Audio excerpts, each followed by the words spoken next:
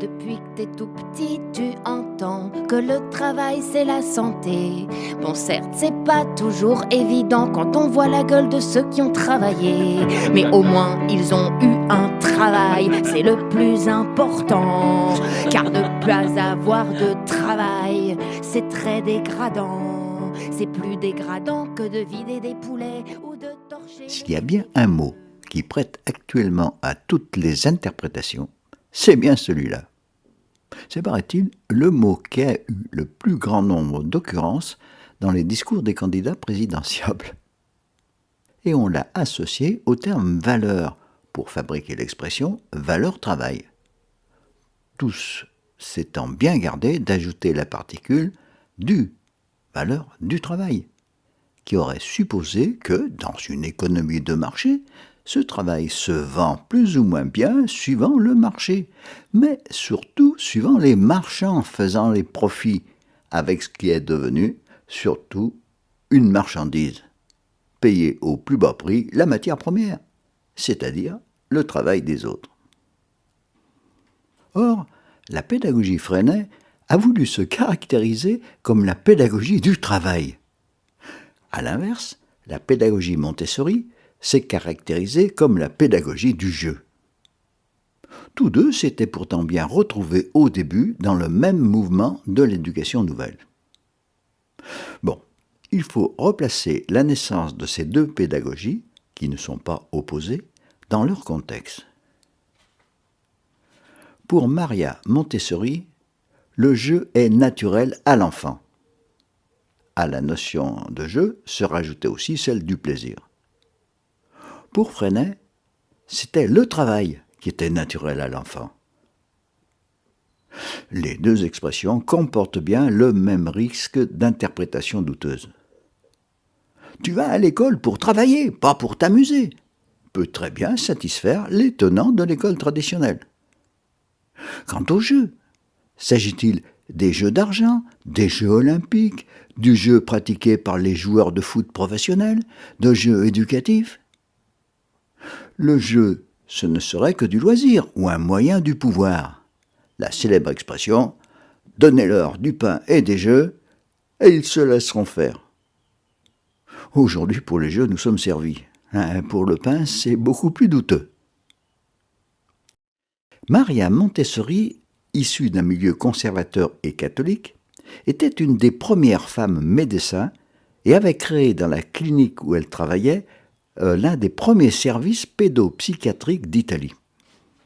C'était en travaillant avec des enfants déficients mentalement qu'elle avait constaté qu'ils n'exerçaient aucune activité, n'ayant aucun jeu à leur disposition, alors que la manipulation lui semblait être un élément essentiel au bon développement cognitif. C'est à partir de cela qu'elle développa une pédagogie basée sur l'élaboration de jeux éducatifs pouvant conduire aux apprentissages dits fondamentaux et utilisables par tous les enfants.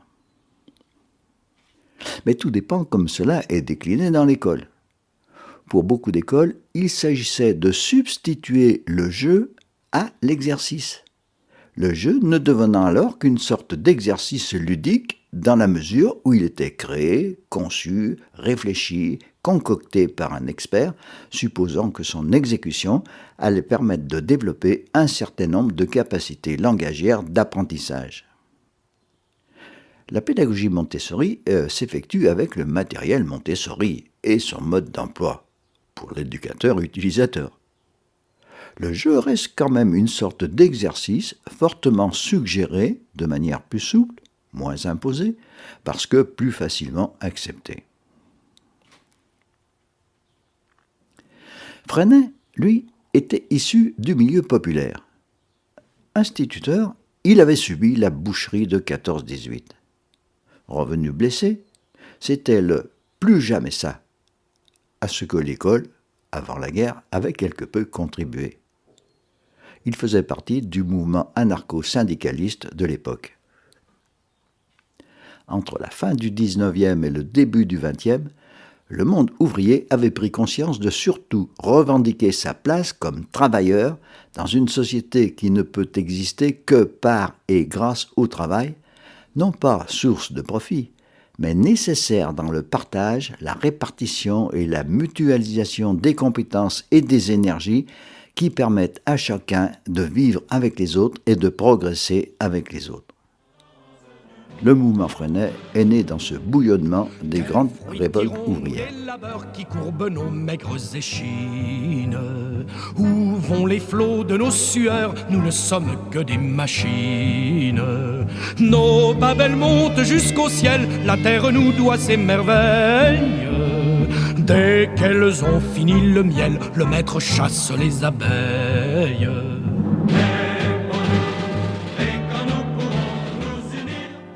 Le travail est alors cette chose noble au plus haut point dans son indispensable utilité aux autres, à l'ensemble des autres.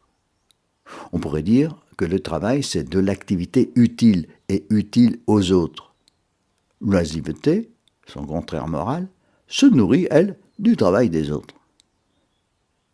Dans la pédagogie Freinet, le travail est toujours considéré comme devant être productiviste pour avoir valeur. On travaille pour produire un objet, un service, quelque chose d'utile. Il en reste quelque chose, une trace. Mais il est déconnecté de ce qui l'accompagnait et l'accompagne toujours dans le monde industriel ou celui de l'économie de marché. Ce ne doit plus être une obligation dont on doit supporter l'ennui, la dévalorisation, la souffrance, l'esclavage, mais un choix délibéré, une nécessité acceptée, un acte qui apporte l'épanouissement personnel, la reconnaissance du collectif, qui fait exister chacun dans le collectif. C'est aussi un acte social auquel on ne peut échapper sous peine d'auto-exclusion du groupe. Il y a incontestablement un aspect civique dans le choix de ce mot pour définir la pédagogie Freinet. À remarquer qu'alors, le terme de travail n'a pas de sens s'il n'est utilisé en même temps que celui de groupe. Ils sont intimement liés jusque dans l'organisation coopérative du travail qui en découle. La valeur du travail dépendant de la reconnaissance du groupe. Dans les pédagogies classiques, cette valeur dépend du seul jugement du maître et se traduit en une note, alors seule identité conquérable pendant le temps scolaire. Le travail produit alors simplement un chiffre, un classement, une position hiérarchique. Naturellement, l'enfant veut faire comme les adultes. S'il joue à la cuisine avec des cailloux, il aimera autant le faire pour de bon et pour que d'autres se régalent. Que ce soit la pédagogie du jeu ou celle du travail, leur objectif est bien de produire des apprentissages. Il s'agit de l'objectif de la pédagogie, plus rarement l'objectif des enfants. Lorsque l'on trouve, comme dans la plupart des classes, des activités qui n'ont d'autre raison que l'apprentissage, fichier autocorrectif par exemple, toute la difficulté est alors que celle-ci soit librement acceptée par les enfants comme faisant partie du nécessaire bagage à acquérir pour participer pleinement au travail. Et c'est parfois bien difficile d'établir une corrélation entre ce que je fais pour apprendre et ce que je pourrais en faire après. Dans beaucoup de classes Freinet, il y a cette distinction entre ce qui relève de l'organisation du travail à valeur sociale, en général c'est la partie coopérative de la classe, et l'organisation du travail purement cognitif qui est alors demandée par un maître. Par exemple, tu dois faire au moins une fiche autocorrective par jour et un texte libre par semaine. La plupart des plans de travail témoignent de cette organisation bicéphale, avec même souvent la partie travail obligatoire, qui pourrait être discutable et contestable si on ne tient pas compte, comme en agriculture biologique, des nécessaires étapes de transition.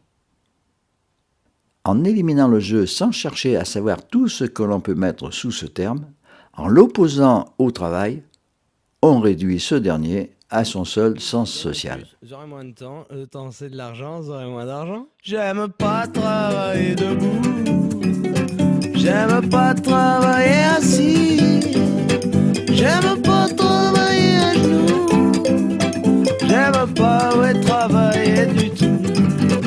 Moi ce que j'aime c'est glander. Quand je glande faut pas m'emmerder. Et pour être sûr de me lever tard, tous les soirs je me fume un pétard. J'aime pas travailler. Pour ma part, j'aime beaucoup la définition du travail utilisée en physique. Le travail d'une force est l'énergie fournie par cette force lorsque son point d'application se déplace. L'objet subissant la force se déplace ou se déforme. Pour le physicien, le concept de travail est simple. Dès qu'il y a déplacement d'une force, celle-ci effectue un travail mesurable, pour autant que force et déplacement ne soient pas perpendiculaires ou opposés l'un à l'autre. Le physicien dira « cette force, en se déplaçant, travaille, mais pour cela, elle a besoin d'énergie ». Par conséquent, en puisant de l'énergie, la force peut effectuer un travail qui peut être converti en une autre sorte d'énergie qui peut à nouveau être convertie en travail. Sont liées alors deux notions, celle d'énergie utilisée, dépensée, mise en œuvre, et celle de mouvement ou de transformation, soit de la force d'où émane l'énergie, soit de l'objet sur lequel elle s'applique. Qu'est-ce que cela a à voir avec la pédagogie ?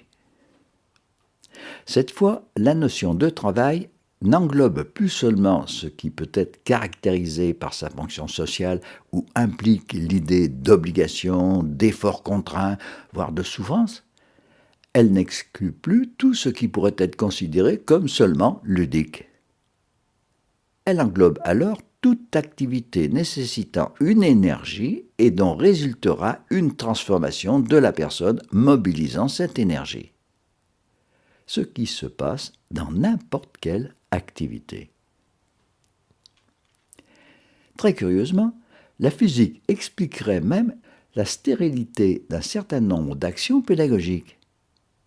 La valeur travail, en joule, devient nulle s'il est perpendiculaire au mouvement ou même négatif si la force s'exerce en sens contraire du mouvement. Ce qui devient compréhensible si l'on considère alors que le mouvement est ce qui naturellement porte l'enfant à agir, intérêt, plaisir.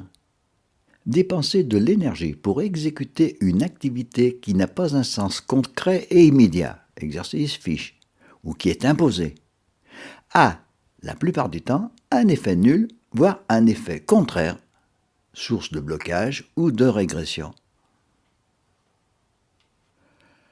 Nous considérons donc toute activité, y compris ce qui est considéré comme jeu, comme un travail puisqu'elle nécessite et utilise une énergie. On peut considérer que le jeu est soit toute activité sans objet d'utilité sociale, soit toute activité dont le moteur est l'intérêt, le plaisir. Dans ce dernier sens et dans une société bien faite, on ne devrait pas arrêter de jouer. L'enfant joue au papa et à la maman, joue à déranger une fourmilière, à jeter un caillou dans l'eau, joue à écrire, et moi aussi. Le chercheur joue à chercher, l'enseignant à enseigner, l'acteur joue à jouer. On ne peut alors plus mettre de frontières entre ce que l'on peut considérer comme du travail et ce que l'on peut considérer comme du jeu. Reste l'activité. J'aime ça jouer, avoir du plaisir. Avec maman, avec papa, j'aime ça jouer et rire. J'aime ça jouer avec mes amis. On patine ou on dessine tout l'après-midi. J'aime ça jouer, on va jouer dehors. À la cachette ou au hockey ou au dinosaure. Oh, j'aime ça jouer. Toute activité individuelle, collective, est productrice de transformation dans la mesure où elle émane de projets individuels ou collectifs appartenant aux individus ou au collectif. Ce qui trouble, c'est que l'on ne peut vraiment pas savoir quelle influence cette activité va avoir sur les apprentissages. Que par exemple, de l'activité d'un enfant jouant à faire gicler de l'eau au robinet, il en résulte probablement quelque chose qui aura peut-être une conséquence sur sa construction neurocognitive, sera peut-être utilisé dans la construction de tel ou tel langage. Ceci commence pourtant à être démontré dans les progrès des sciences cognitives de l'imagerie cérébrale. Par exemple, jouer à faire de la musique contribue au langage mathématique. S'amuser à gribouiller contribue au langage verbal, etc.